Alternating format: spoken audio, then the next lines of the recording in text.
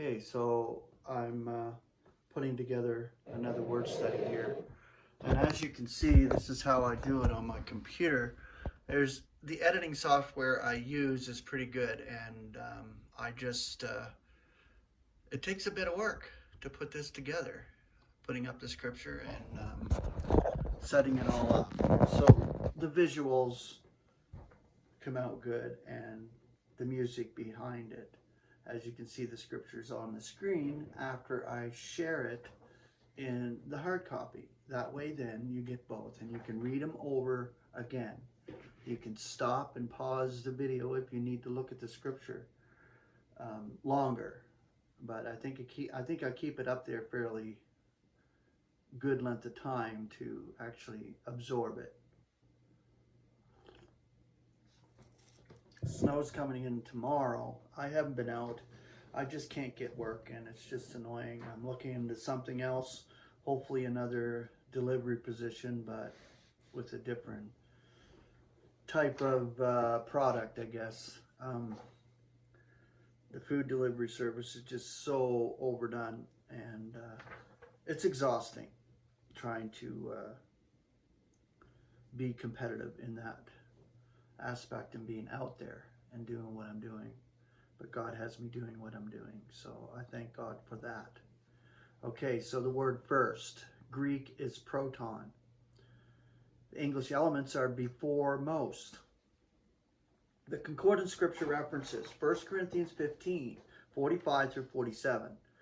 If there's a soulish body, there's a spiritual also. Thus it is written also, the first man, Adam, became a living soul. The last Adam, a vivifying spirit. But not the first the spiritual, but the soulish. Thereupon the spiritual. The first man was out of the earth, soilish. The second man is the Lord out of heaven.